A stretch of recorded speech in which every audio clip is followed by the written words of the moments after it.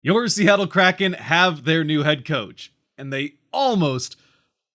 waited until the end of the holiday long weekend to make the decision. What's cracking, everybody, and welcome back for what is now officially the start of the Dan Bylsma era in Seattle, as he will be taking center stage behind the Kraken bench starting next season. Now, right away, the initial reaction for most people seems to be that they're just generally whelmed by this decision by the Kraken to hire Bylsma. After all, it is probably the safest decision the Kraken could have made, and it seemed the obvious one after it was clear that Rod Brind'Amour was not going to be available as he rejoins the Hurricanes for the foreseeable future. And of course, on top of that, because he has, like the vast majority of other head coaching hires that are made in the NHL, had previous experience with other NHL teams and eventually didn't work out in either of those places, there are a couple of fan bases, two in his case, Buffalo and Pittsburgh, that might not have the best final memory of Bylsma as the head coach of their teams. But with that being said, his record as a head coach in the NHL in those, we'll call it 7+ seasons, parts of at least 8 seasons in the NHL, has been a pretty good one to this point,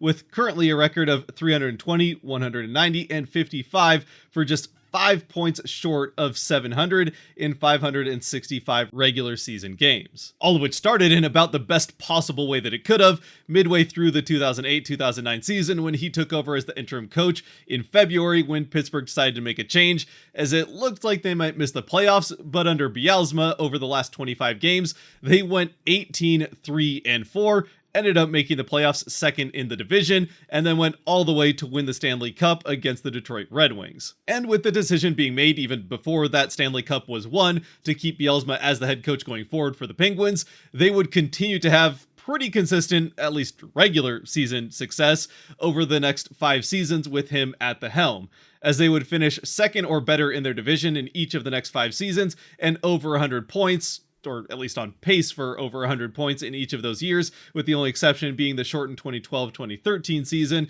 where they still finished best in the Atlantic. The problem, though, came in the postseason, where the Penguins just weren't finding the same level of success, getting ousted in the first 2 rounds in each of the 3 years following the Stanley Cup victory, then making it to the conference final before losing in the second round in his last year as the head coach, before eventually a GM change was made. And when a GM change is made, usually the head coach follows, and that was the case at the end of the 2013-14 playoff run for the Penguins. So once again, with a new GM, the decision was made by the Penguins to move on from Bylsma. He spends a year outside of coaching before returning to the head spot behind the bench, this time with the Buffalo Sabres for the 15-16 season, and would only spend 2 years there that would not go quite as well as the years that he had in Pittsburgh. They wouldn't reach NHL 500 in either season, though they did come pretty close. Familiar here in Seattle after this last season, 81 points in 82 games in his first season, and then a slight step back to 78 points in the same 82 games his second season there before being let go by the Sabres. Now, with that being said, it's not like it was a Sabres team that had had success on really either end of Bylsma's tenure as head coach. In fact, in the 9 years that spanned from 2013-14 to just a couple years ago in the 2022-23 season, his 2 years as head coach of the Sabres were their 2 most successful years in that 9-year span. And while it is also true that it was reported that at least part of the reason he might have been shown the door in Buffalo was his lack of ability to get along with star Jack Eichel,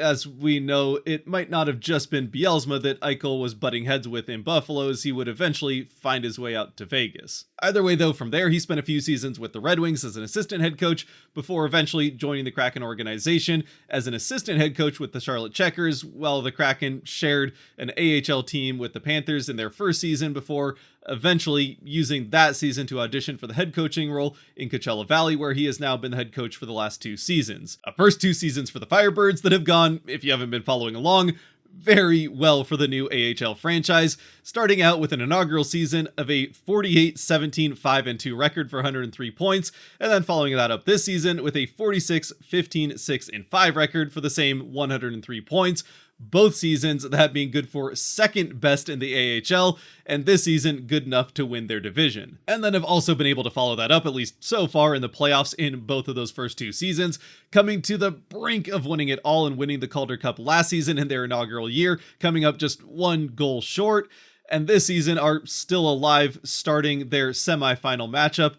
tomorrow on Wednesday. So anyway, all that to say, well, personally, yeah, I was also hoping that Rod Brind'Amour would get kicked out the door by Carolina so the Kraken could scoop him up, once that wasn't meant to be, honestly, I think Bylsma was probably the next best option, not only because he has had some success at the NHL level, and sure, it didn't quite turn out to as much playoff success as the Penguins would have liked over the last few years of it, but even there, they missed the playoffs entirely the first year after Bylsma left, and he still did win the one Stanley Cup with them. And yeah, things didn't go well in Buffalo, but again, things went even worse for the Sabres in the years surrounding his 2 years as their head coach. And really, the most relevant part of all of it to me is the 2 years that he spent, or 3 years if you include the time as the assistant head coach of the Checkers, in the Kraken organization as the head coach of the Coachella Valley Firebirds. Not only because of the Firebirds' success under him, but also because it means that he's coming in not completely blind to the organization, but instead he's just moving up in an organization that he's already quite familiar with. And sure, he's not going to run necessarily the same system that Dave Haxtell did, but he knows what's expected and the type of game that Ron Francis likes to play, and that the Kraken have been teaching, not to mention the fact that he is very familiar with some of the young players that will be coming up over the next couple of years, like Shane Wright next season, or Ryan Winterton in the next couple of years, even Logan Morrison potentially, and also has a basis of familiarity with the existing Kraken team from having spent time with them during spring training and some of that time where the Coachella Valley coaches come up and spend time with the NHL team before the season gets started. And as far as how his coaching style might be similar or different from Haxtell and how that might affect the Kraken play on the ice, well, I'm not going to claim to be necessarily an expert on the nitty-gritty of different systems that different coaches run, but at least the results over the last 2 years in Coachella, while similar on the defensive end, Firebirds in the AHL being similarly good defensively to how the Kraken have been, giving up the 4th fewest goals against in their first season and the 2nd fewest goals against this last year. The issue certainly though for the Kraken, at least in this last season and also the inaugural season, was at the other end of the ice, where offensively the team has been, we'll say, inconsistent. They had a great second season when it came to goal scoring, but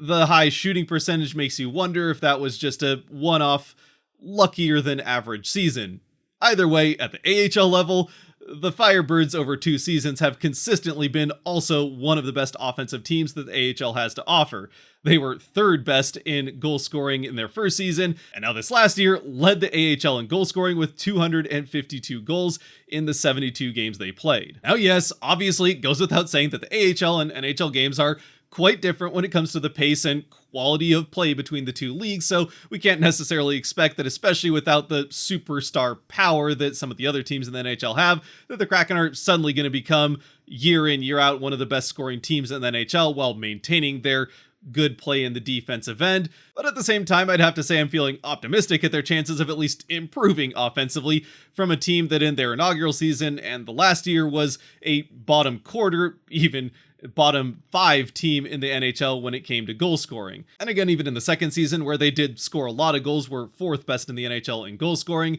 There's a lot of surrounding stats around that suggest, especially with how things went this last season, that might have been more of a one-off in the previous system that the Kraken were running than something we could have expected to happen with any relative consistency had they not made a change. In the end though, we're just gonna have to wait and see what happens. I'd love to know your thoughts down in the comment section below about this move.